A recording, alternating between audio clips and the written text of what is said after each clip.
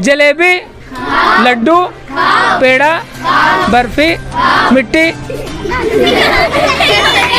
अरे गरीब बच्चों के लिए निःशुल्क सुविधा, बच्चों को वक्त ज़रूरत पे जैसे बहुत ठंड पड़ी तो उसके लिए स्वेटर की व्यवस्था कभी कभार कि हम कुछ पैसे कमा लेते हैं, हम क्यों ना कुछ ट्यूशन फीस ले लें। लेकिन आपके मन में ऐसा कौन सा ऐसा भाव आया कि आपको निःशुल्क पढ़ाने की जो प्रेरणा जागी बच्चों को?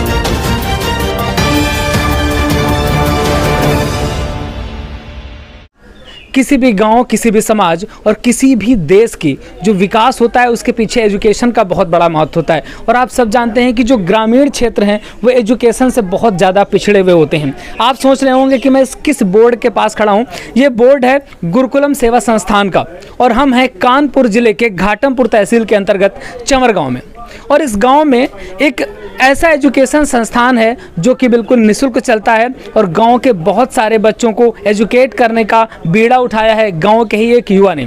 उसके पीछे क्या कहानी है, उन्होंने ऐसा क्यों किया, ये सारी बातें जानेंगे हम उन्हीं से चर्चा करेंगे और उनसे हम बात करेंगे कि उन्होंने ऐसा क्यों शुरू किया, इसके पीछे कारण क्या रहे होंगे और किन किन बच्चों को वो पढ़ाते हैं। तो चलते हैं, देखते हैं गुरुकुलम सेवा संस्थान पे क्या पढ़ाई होती है, बच्चे क्या पढ़ते हैं। गुरुकुलम सेवा संस्थान के इस क्लास में खड़े हुए हैं। ये इनकी एक क्लास है, इनकी एक क्लास और चलती है।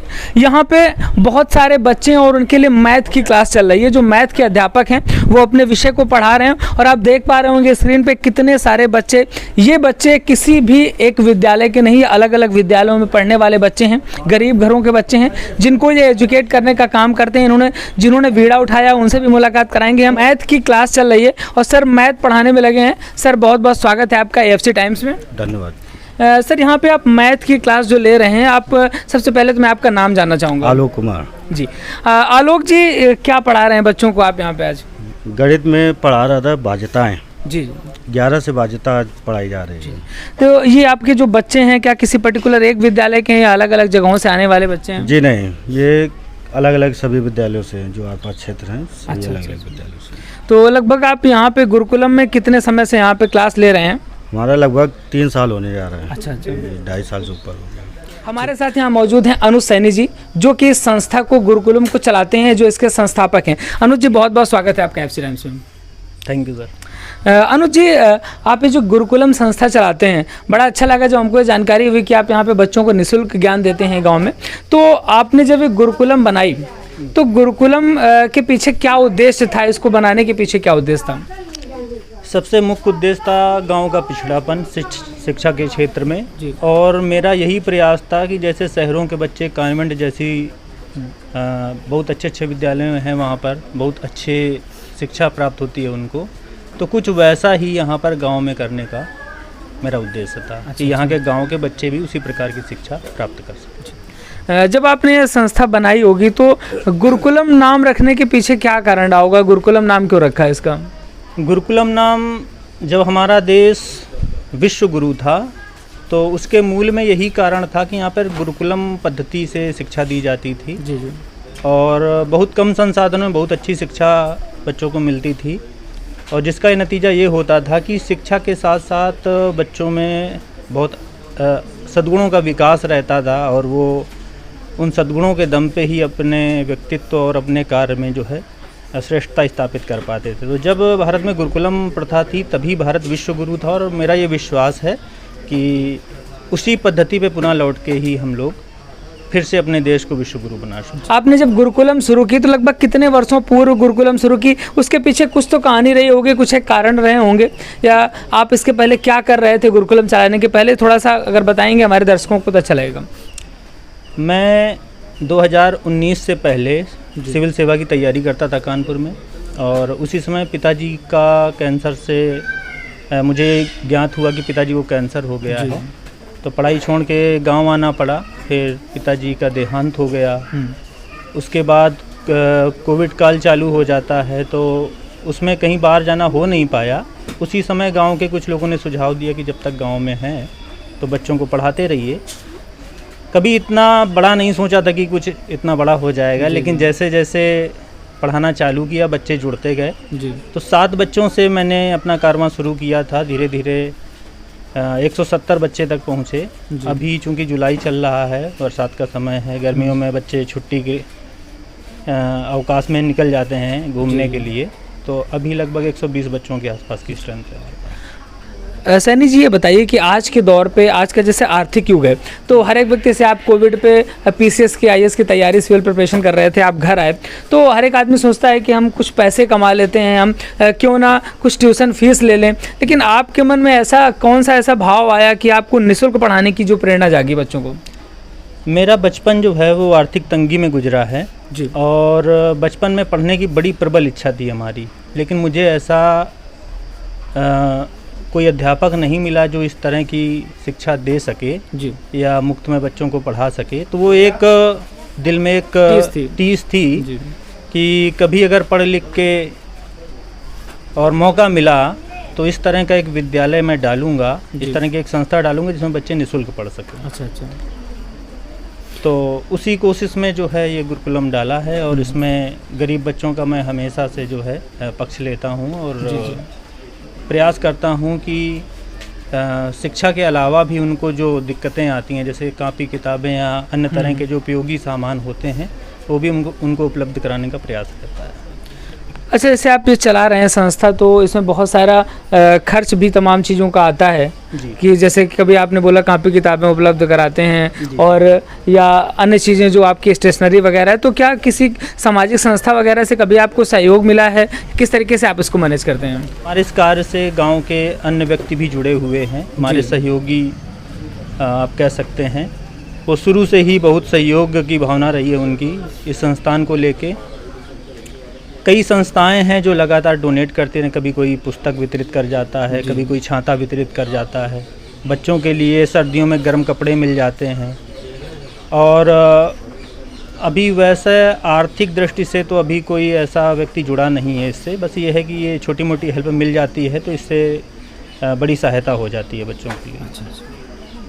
ये तो बहुत अच्छी बात है कि अगर लोग इस तरीके से सहयोग कर रहे हैं। तो अब जैसे आपने जो एक कारवां शुरू किया, तो अकेले 160-170 बच्चों को पढ़ा पाना थोड़ा सा मुश्किल टास्क है कि एक साथ सारे बच्चों को, और सारे बच्चे अलग अलग स्टैंडर्ड के होते हैं, अलग अलग क्लास के होते हैं, तो इसको किस तरीके से मैनेज करते हैं? 160 बच्चों को कैसे आप मैनेज करते हैं? जैसा कि आप देख सकते हैं, एक बैच ये पढ़ाया जा रहा है, 2 बैच बगल की कक्षाओं में पढ़ाए जा रहे हैं, 1 बैच के बच्चे आने शुरू हो चुके हैं जी। तो लगभग पूरे दिन में हम लोग 11 शिफ्टों में बच्चों को पढ़ाते हैं। अच्छा। हाँ, तो बच्चों को कैटेगरी के आधार पे बांटा गया है और उसी अनुसार जो है बच्चों को पढ़ाया जाता है। अच्छा अच्छा। हाँ, जो जिस श्रेणी का बच्चा है उसी श्रेणी में उसको पढ़ाया जाता है। नहीं, तो आप अकेले पूरा मैनेज करते हैं, अकेले पढ़ाते हैं, या और भी लोग हैं? जैसे अभी हमने यहाँ पे मैथ की क्लास चल रही थी, एक अध्यापक यहाँ पे पढ़ा रहे हैं, तो इस तरीके से और कितने लोग यहाँ पे आपके साथ जो है सहयोग कर रहे हैं? मेरे साथ ये आलोक जी हैं जी। गणित पढ़ाते हैं हमारे संस्थान में, गणित के प्रमुख अध्यापक हैं।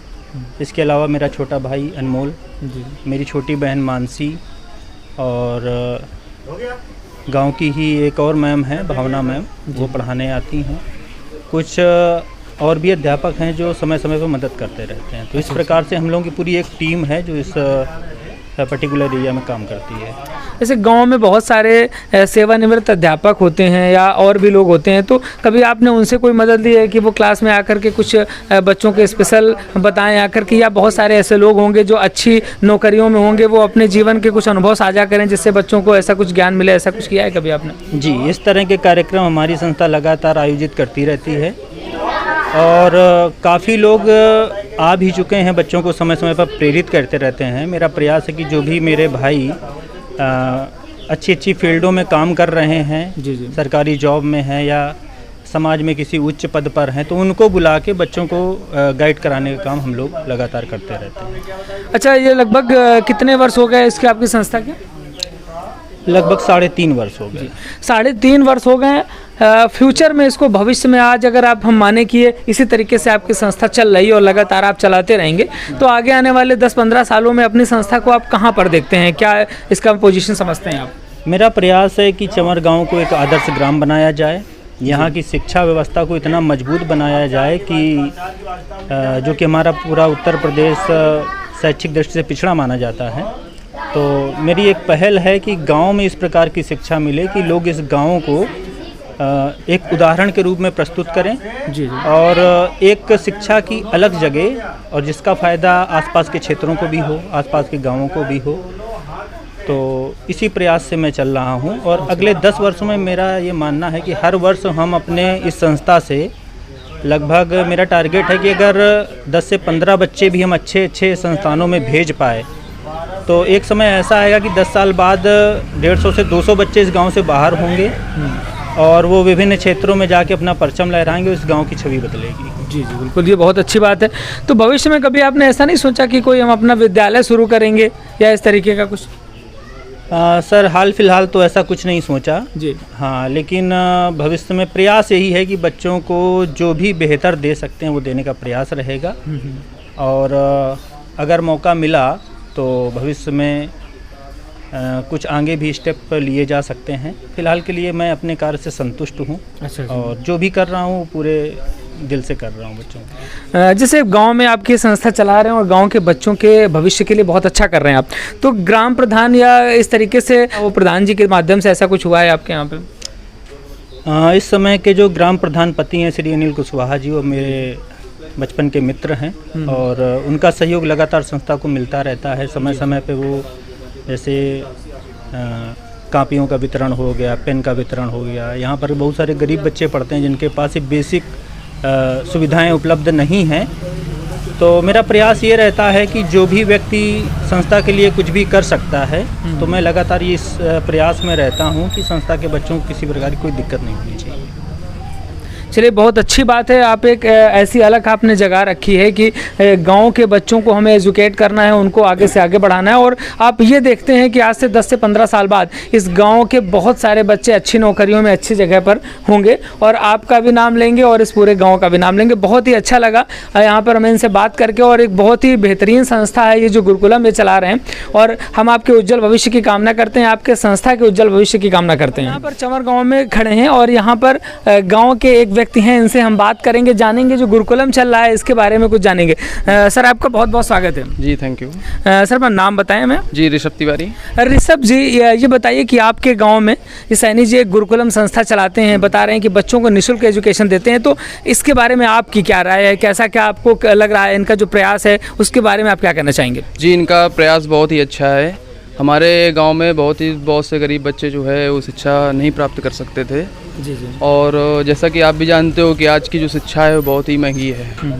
तो इन्हें कोरोना काल के काफ़ी समय पहले से ही इन्होंने ये प्रयास किया और हमारे मोहल्ले के लोगों ने इनका सपोर्ट भी किया और वास्तव में जितनी उम्मीद की नहीं जा रही थी उससे भी ज़्यादा अच्छी इन्होंने व्यवस्था की। बिल्कुल।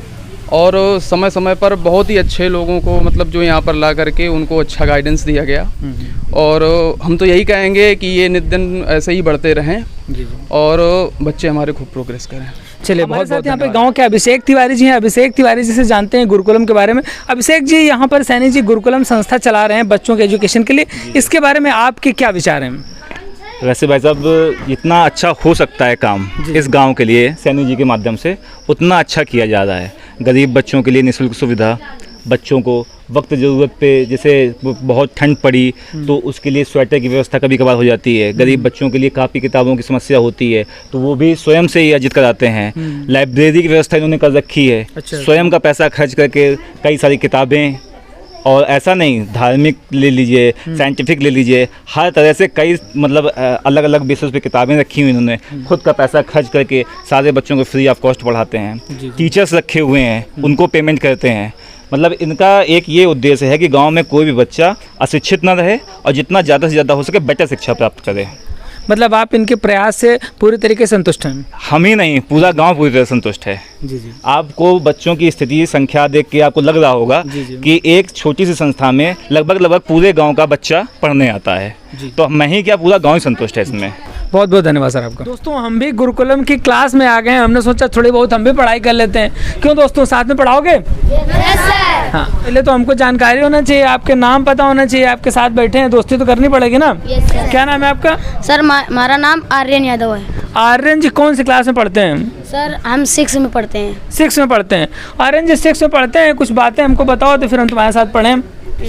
ये बताओ कि जो अपना देश है, अपने देश का नाम क्या है? सर भारत। तो अपने देश में एक प्रधानमंत्री होते हैं। Yes sir. तो प्रधानमंत्री का क्या नाम है? श्री नरेंद्र मोदी। अरे वाह, बहुत बढ़िया। बताइए आपका क्या नाम है? सर हमारा नाम आयुष। आयुष जी किस क्लास में पढ़ते हैं? सर 7th है। अच्छा, तो 7th में पढ़ते हैं, हमारे साथ दोस्ती करेंगे? दोस्ती हम एक शर्त में करते हैं, हमको एक सवाल का जवाब देना पड़ेगा आपको। जो अपना देश भारत है उसके राष्ट्रपति का क्या नाम है? श्रीमती द्रौपदी मुर्मू। जी, बहुत बढ़िया बहुत बढ़िया। तब तो हमारी तुम्हारी दोस्ती पक्की हो गई फिर, है ना? अब और किसी से दोस्ती करेंगे चल के आगे, आओ करते हैं दोस्ती, और किसी से करते हैं। आपका क्या नाम है? हर्षित। हर्षित जी, हर्षित जी बताइए किस क्लास में हैं आप? हम 5th में। हर्षित जी बताइए हम लोग कौन से प्रदेश में रहते हैं, फिर दोस्ती हो जाए भाई आपकी? उत्तर प्रदेश में। उत्तर प्रदेश में। तो अपने उत्तर प्रदेश में एक मुख्यमंत्री हुआ करते हैं, तो अपने जो उत्तर प्रदेश के इस समय मुख्यमंत्री वो कौन है? श्रीमान योगी आदित्यनाथ। बहुत बढ़िया, वेरी गुड यार, तो दोस्ती हो गई हमारी तुम्हारी, हैं? योगी आदित्यनाथ जी अपने देश के मुख्यमंत्री हैं। बेटा मेरा नाम अंजलि है। अंजलि, आप किस क्लास में पढ़ती हैं? 6 में पढ़ती हैं। तो ये बताइए अंजलि, आप इसी गांव में रहने वाली हैं, हैं? तो यहाँ पे गुरुकुलम में कब से आ रही हैं पढ़ने? लगभग 3 साल। 3 साल से। अच्छा, आपके जो गांव में प्रधान जी हैं उनका क्या नाम है? श्रीमान अनिल कुशवाहा। अच्छा अच्छा, ये बताइए कि आपका जो जिला है वो कौन सा है? कानपुर नगर। कानपुर नगर जिला है। तहसील कौन सी है आपकी? घाटमपुर। घाटमपुर तहसील है। बहुत बढ़िया। अच्छा ये बताइए, ये बेटा उठाओ जरा नक्शा उठाओ, अब कुछ बातें कर लेते हैं। ये पता है क्या बना है? ये क्या है? भारत का मैप है। तो हम लोग कहाँ पे रहते हैं, हम लोग कौन से प्रदेश में रहते हैं? उत्तर प्रदेश। उत्तर प्रदेश। यहाँ पे कहीं आपको समझ में आ रहा है कहाँ पर है उत्तर प्रदेश? देखो ढूंढो, यस सर। कहाँ पर है ढूंढो। यहाँ पर ये उत्तर प्रदेश है। तो उत्तर प्रदेश की जो राजधानी है वो क्या है? लखनऊ। लखनऊ है। किस क्लास में पढ़ती हैं आप? 6। बहुत बढ़िया बहुत बढ़िया, आपको जो है नॉलेज है। अच्छा और बताओ, किसको किसको जो है नक्शा बहुत अच्छा लगता है? किसको किसको अच्छा लगता है? अच्छा, नक्शे में हम ऐसे पूछेंगे, बताओगे? अच्छा, बताओ कि हम लोग कौन से प्रदेश में रहते हैं, सब लोग बताएंगे इकट्ठा। अरे वाह। अच्छा बताओ, उत्तर प्रदेश की राजधानी कौन सी है? क्या बात है, बहुत बढ़िया। ये बताओ अपने उत्तर प्रदेश के मुख्यमंत्री जी कौन है? ये तो बहुत अच्छी बात है। अच्छा ये बताओ आपका जिला कौन सा है? अरे वाह। और तहसील कौन सी है? बहुत बढ़िया। और कुछ खेल खेला जाए कोई? कौन सा खेल खेलना चाहोगे? बताओ। चिड़िया उड़ वाला खेल खेला जाए? हैं? चलो कैसे खेला जाता है? अब हम नाम लेंगे, आपको उड़ाना है, ठीक है? ध्यान देना। और जो कोई गलत उड़ा देगा उसको पता है क्या सजा मिलेगी? उसको एक गाना सुनाना पड़ेगा, ठीक? चलो शुरू करें? हाँ, तैयार हो? कबूतर, तोता, गौरैया, मोर, साइकिल। चलो हमने देखा नहीं है, फिर से उड़ाते हैं दोबारा। अच्छा खाने वाला किया जाए क्या? खाऊं वाला? अच्छा चलो ऐसे करके हाथ पकड़ेंगे ऐसे और खाएंगे, चलो ठीक है? और जो गलत चीज़ खा लेगा उसको पोएम सुनाना पड़ेगा। चलो, जलेबी, लड्डू, पेड़ा, बर्फी, मिट्टी। अरे अब तो देखो हमारे बगल में ही पकड़ गए। अब तो सुनाना पड़ेगा गाना। गाना आता है? हैं? अब सुनाओ, गाना तो सुनाने पड़ेगा। तो भाई अब तो मिट्टी खा लिया, मिट्टी खाने के बाद गाना सुनाना पड़ता है। चलो सुनाओ, कोई कौन सा गाना अच्छा आता है आपको? चलो सुनाओ।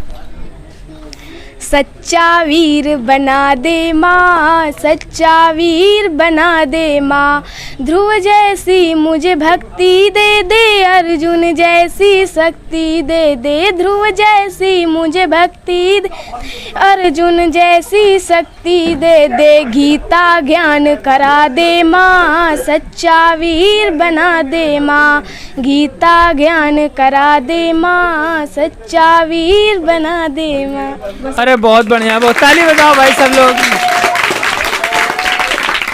अच्छा बताओ इनका गाना कैसा लगा? अच्छा लगा ना? ठीक, अब किसी और दिन आएंगे, फिर गाना सुनने आएंगे। सुनाओगे ना सब लोग गाना? तो हम लोग यहाँ पर गुरुकुलम में थे और गुरुकुलम में यहाँ के जो संस्थापक हैं उनसे बात करी, अध्यापकों से और बच्चों से भी बात करी। जो एजुकेशन का स्तर है बहुत ही बढ़िया है, बहुत अच्छी तरीके से पढ़ा रहे हैं और एक अच्छा प्रयास है इनका, कुछ अध्यापकों को लगा करके भी प्रयास कर रहे हैं ये पढ़ाने का। तो जो लोग भी वीडियो देख रहे हैं अगर वो चाहें तो इस संस्था के लिए अगर कुछ करना चाहें तो ये घाटमपुर तहसील में चंवर गाँव में संस्था है, तो आप यहाँ तक आ सकते हैं और संस्था में अगर आप संपर्क करना चाहते हैं तो आप हमारे माध्यम से आप कमेंट करिएगा, हम आपको संस्था के संपर्क जरूर करवाएंगे। आपको वीडियो कैसा लगा कमेंट में बात जरूर बताइएगा। अगर आपको वीडियो अच्छा लग रहे हैं तो लाइक करके चैनल को सब्सक्राइब जरूर कर दीजिएगा। मिलेंगे फिर किसी नए वीडियो के साथ। नमस्कार।